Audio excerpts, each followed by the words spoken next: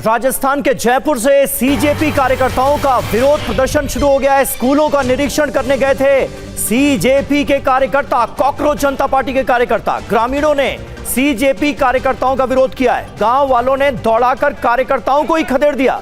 ग्रामीणों ने सीजेपी के खिलाफ नारे लगाए। रामपुरा, कंवरपुरा के स्कूल पहुंचे थे सीजेपी कार्यकर्ता और ये देखिए किस तरह से झड़प की नौबत आ गई है। कार पर भी हमला हुआ है। लोगों ने यहां पर सीजेपी के कार्यकर्ताओं पर हमला कर दिया। पत्थरबाजी हुई है कार पर, कार के शीशे तोड़ दिए गए। तस्वीरें आप देखिए। यहाँ पर और यहाँ आज भी गिर चुका है। देखिए गाड़ियों के कांच फोड़े गए हैं और यहाँ पर देखिए ये तस्वीरें देखिए, गांव वाले उग्र हो चुके हैं। यहाँ पर देखिए, यहाँ पर और यहाँ आज भी गिर चुका है। देखिए गाड़ियों के कांच फोड़े गए हैं और यहाँ पर देखिए ये तस्वीरें देखिए, गांव वाले उग्र हो चुके हैं। यहाँ पर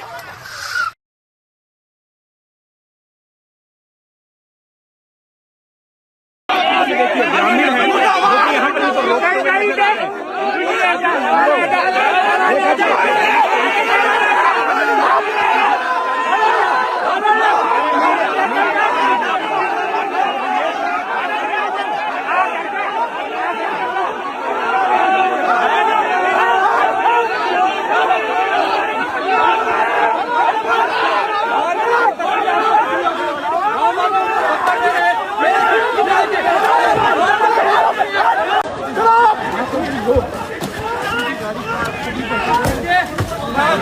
गाड़ियों के साथ छोड़ गए।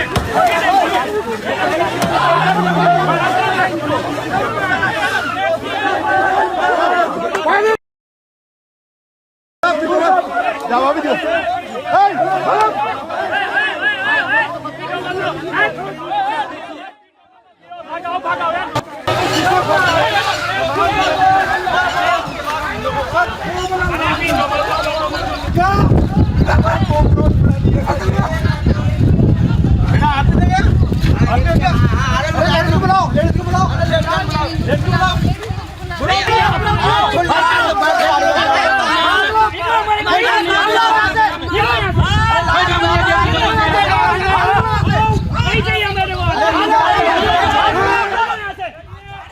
देखिए जयपुर में सीजेपी टीम के स्कूल निरीक्षण का विरोध किया गया है। सीजेपी के तमाम कार्यकर्ता, सपोर्टर्स स्कूलों के निरीक्षण पर पहुंचे थे क्योंकि आरोप यह लगाया गया था कि राजस्थान में तमाम स्कूलों की हालत जो है वो खस्ता हाल है। यहां पर जो सुविधाएं होनी चाहिए वो है नहीं और इन तमाम चीजों को सीजेपी के कार्यकर्ता दिखाना चाहते थे और लेकिन उससे पहले कि वो स्कूल में पहुंच पाते उनकी टीम पर हमला कर दिया गया है। गाड़ियों में तोड़फोड़ की गई है, पत्थरबाजी की गई है और अभिजीत दीपके जो कि सीजेपी के फाउंडर हैं, उनका यह कहना है कि बीजेपी के लोगों ने यह सब कुछ किया है, बीजेपी के गुंडों ने तोड़फोड़ की है। यह उनका एक लाइन का स्टेटमेंट फिलहाल सामने आया है। आशुतोष रांका जो कि सीजेपी के स्पोक्स पर्सन है, उनका यह कहना है कि बीजेपी के लोगों ने हमारे साथ मारपीट की है। मदन दिलावर नाम के एक शख्स का वो नाम ले रहे हैं, कह रहे हैं कि इसके इशारे पर हमला हुआ है। लेकिन जो लोग विरोध कर रहे थे, सीजेपी की टीम का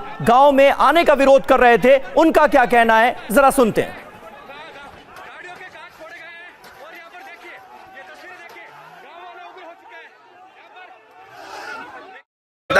सीजेपी वाले पहले आए थे 2-4 आदमी, तो हमने चेतावनी दी भाई हमारे गांव में आपका विरोध है भरपूर, या किसी पार्टी को अलाउ नहीं है यहाँ पे, और खासतौर देश विरोधी नारा लगाने वाले को तो हम कतई बर्दाश्त नहीं करेंगे। वापस वो चले गए। 2 घंटे बाद में हथियारों के साथ में सीजेपी वाले यह गांव में एंट्री करने की कोशिश की। उसके बीच बचाव में हमने हमारी सुरक्षा के लिए एकता करके उनको खदेड़ के भगाया। वहीं घायल सीजेपी कार्यकर्ता ने क्या कहा आपको दिखाते हैं। आज यहाँ रामपुरा में स्कूल का विजिट करने आए थे।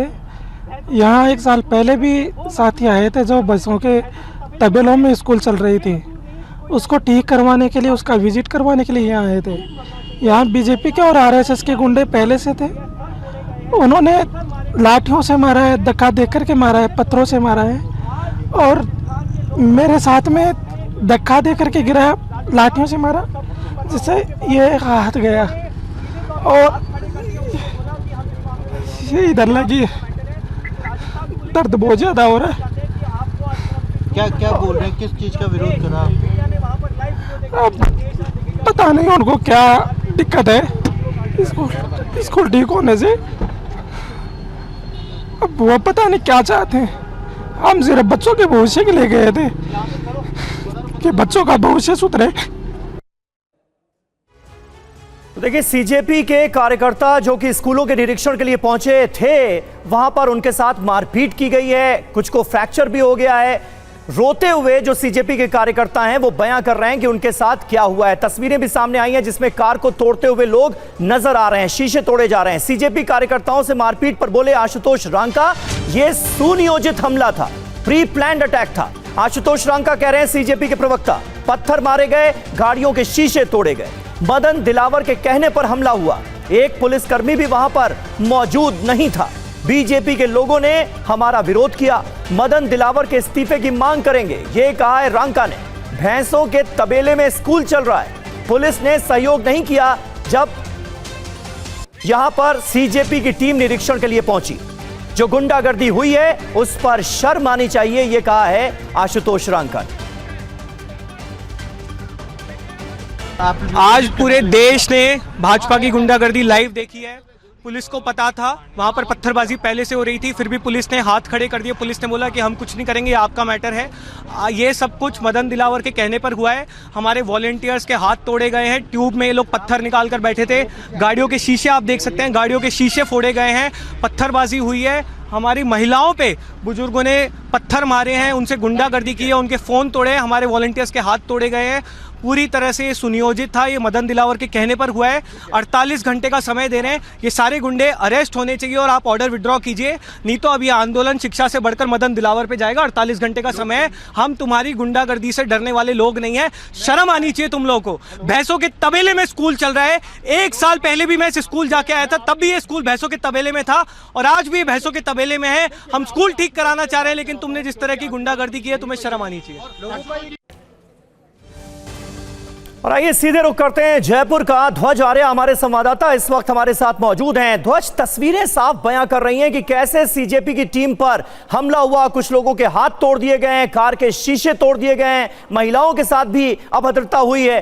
पुलिस और प्रशासन का क्या कहना है, ऐसा हो कैसे पाया?